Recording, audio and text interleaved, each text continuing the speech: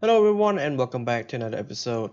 And today's episode I'm going to talk about something that I have promised that I would talk. So about 2 days ago I promised that I will upload a video talking about the new Easytech game that's coming in 2018. As you all know that back in 21st of December 2017, Easytech posted their survey on their official Facebook account called Easytech. And as you all know, many of us were really hyped, looking forward to see what's Easytech gonna bring us next. As you all know that Easytech is a Chinese company. They run as a iOS game developer, but since they got a lot of support from the fans, they also integrated into Android, which many people have already know that mostly when the game comes out, it's gonna be on iOS first, and then about 2 months later, it's gonna be on Android, and then for about 2 or more weeks it's going to be on the iOS. Yeah, so as you all know that they have grown a lot of attention on the social media, especially for those who enjoy playing strategy games on mobile phone and also Android and tablets and so on. And yeah, so they also have this is something I want to show you before I started. Something I want to show you, they just actually in the survey, if you look at the question number 15, they asked it, if we are about to develop a new game, which era do you like to be in the game background? So the first option was ancient war, the second option was middle ages, the third option was age of discovery, the fourth option was World War One and World War Two, and the final option, which is future science fiction, and the last one after that is the other, which means that we can suggest which gameplay we want to play. However, they leave some hint. I know they left some hint in the survey, which gives me some speculation, and I will do the prediction by the end of this video. So before I continue, I just want to remind all of you that this is gonna be only my opinion, the way I think about Easytech as a game developer. It's just my guess, so don't take it too far. Just have some guess about it, whether they're gonna develop a type of games as the next one. Okay, so the question 17, if you guys have a look at the question 17, they ask, do you have a basic understanding on the following heroes of ancient Rome times? So the first one is Caesar, second one is Hannibal Barca, Octavian, Pompey, Mark Antony, and Spartacus. Caesar, Hannibal, Octavian, Pompey, and Mark Antony, all of them were involved during the Roman Empire. Okay, so Caesar, you know him, yeah, Julius Caesar. Second one, Hannibal Barca, the Carthage leader who crossed the Alp mountain, which the Romans did not believe that he would, did that. Pompey, the guy, the Pompey, the great Pompey, and you might have known the Pompey eruption, the volcano Pompey, and Mark Antony. I don't remember that. I know he's a Roman leader too, but I don't really know much about his background. Spartacus, he might be a Roman, but his name is caught me some attention about being maybe a Spartan or something. Okay, so that's it for this speculation from my own. So I just want to say that Easytech did a good job for the past year. They developed many games. The first game that I played on Easytech game was a European War for Napoleon. It's talk about the actually let's talk about it's about the Napoleon ambition during his war, the Napoleonic Wars, yeah.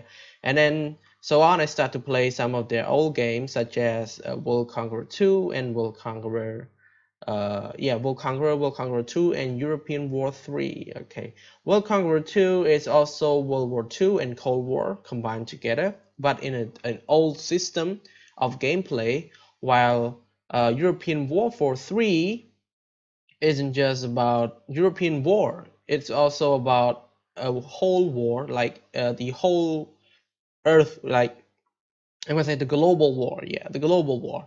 They also added Germany, yeah, German Empire, the British, the French, and the last one that's really important is the Qing Empire. Okay, so as you all know, I have talked a lot about China.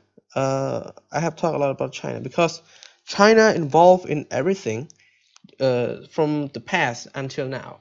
So let's just say that yeah, they involves in so much situation that they cannot be excluded. So and then they give it another game, which is World Congress 3. You guys may have known. I know that World Congress 3 you guys enjoyed so much that many people started to create a mod. And then we have the Chinese game, Three Kingdom. Yeah, Three Kingdom Conqueror. Also, it's about China. And then after Three Kingdom, we have Glory of General 2 Ace. Yeah. And then after Glory of General 2 Ace, we have the next game, which is European Warfare Empire. European Warfare Empire. European Warfare Empire. And then the last after European Warfare Empire is World Congress 4. Okay.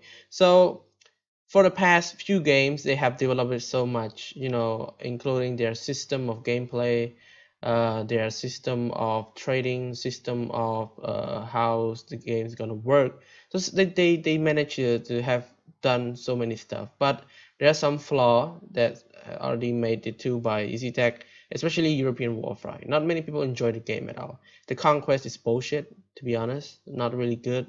It's just about you conquer the city, that's all. It's not about a whole scale war like World Congress 3 or World Congress 4. And they just smash, they just fall down, they make these European Warfare saga feel ashamed. I also feel ashamed when they gave us the European Warfare, European Warfare. The only great thing about European Warfare is the campaign. It's really good. The graphic is okay, but it's a cartoon. That's not really great. Okay, so let's just exclude that one. So our point of this video is the game prediction of 2018. Okay, so my first prediction is gonna be World War One. Yeah, it's gonna be World War One. Basically, I know it's just my prediction, in my opinion. I know that we have a lot of games like World War Two, European Wars, a lot of game. We only had one game that have World War One, and that is World Congress. That is European War 3. Sorry, European War 3. The only game that had World War One. Yeah. For example, like the other game, like Glory of General 2, Glory of General Pacific and Glory of General HD. Those are all about World War Two. Yeah, it's all about World War Two. So Easytech did their best. I know they won money. Who else don't? They won money. They just created a World War II game. The reason why, because first of all, many technologies were upgraded in World War II, which is fantasize the player. Yeah, so that's why they just skipped down to World War One. But since they have grown a lot of attention, many people, many player and customer demanded World War One. So it's kind of hard for them to do that because they knew that they have to come up with something new, something great with good graphics and good, they have to make it look so dark because in World War One everything is freaking dark. I mean, come on, the trench war, yeah. So it's involved a lot of dirt, it's gonna be quite darky. But in World Two, it wasn't just about the trench war. It's about blitzkrieg, it's about mass assault, it's about a tank, graphic, nuclear bombs, naval cruiser, naval invasion, D-Day, Stalingrad, Leningrad, all of those stuff, yeah, and Hitler himself. So yeah, it's not really easy for Easytech to come up with new ideas, but I believe that they will, as long as they got many support from us, from the player. Okay, so moving on to the second prediction. Okay, the second prediction is obvious. Is World War II. Yeah, as you all know, they had a lot of game in World War II. They added like Glory of General, World Congress 3, and World Congress 4. All of them are about World War II. But the only great thing about World Congress 3 is that they added all the general. Yeah, they added all the general. Unlike World Congress 4, not many general at all. They say that they're gonna add 200 generals, and where the fuck is it? It's not even 50 general. Yeah, it's not even 50 general. It's only like 50, 51, 52, and they put it on the advertisement like 200 generals, and it was like, really, bro? Really 200 generals? I didn't see anything. Just 50.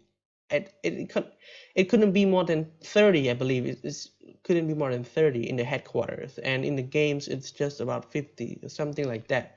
Uh, Actually, not much at all. If they're gonna make a 2018 games again in World War II, they have to come up with something more amazing. The concept, the gameplay, the flag especially.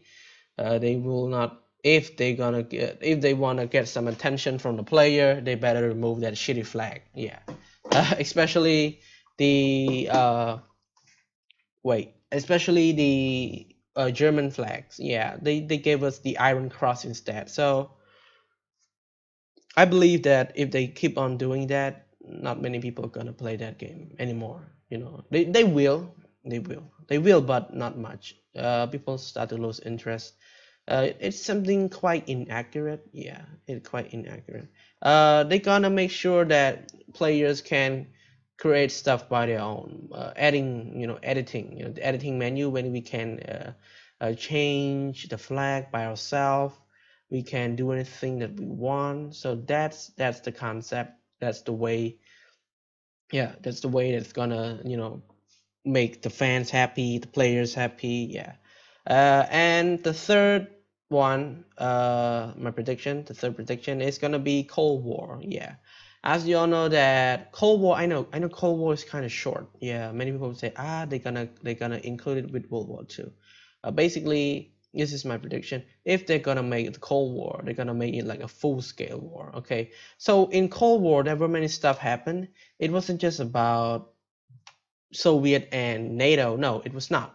It was also about the uprising during the during the Cold War, especially the Berlin Crisis, the Hungarian Revolution, the Sino-Soviet split, when Stalin and Mao Zedong didn't get along and fucked up the proxy war, Korean War especially. I mean, come on, they could make a game with Korean War in just one campaign, because there were many things happening in Korean War. If you guys don't know, you guys should read some books or maybe check out some Wikipedia about the Korean War. Yeah, and also the Persian Gulf War. Yeah, they can make anything. They can make the whole Soviet Union fall. Remember the Soviet Union fall in 1991?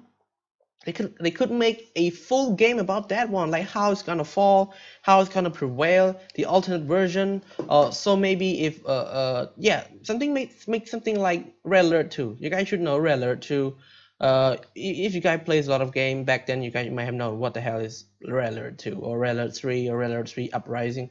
You might have known the franchise. Yeah, so they could make that. I mean, come on, Easytech, you have to be creative. There are a lot of weapons out there waiting for you to design into the game. Yeah, and also the Israel and Palestine War. Sorry, not trying to offend someone, but they could make that out. I mean, come on. It's 2018. There's a lot of history back then. You can make it. Easytech, just do it, man. There's a lot of stuff. That's about the Cold War. Yeah, it might have not seen as a global scale war, but it's a proxy war, including the Vietnam War. Yeah, Indonesian Crisis. Yeah, when Sukarno came into power, and then there's something he met with President John F. Kennedy, I believe. Yeah, it was John F. Kennedy.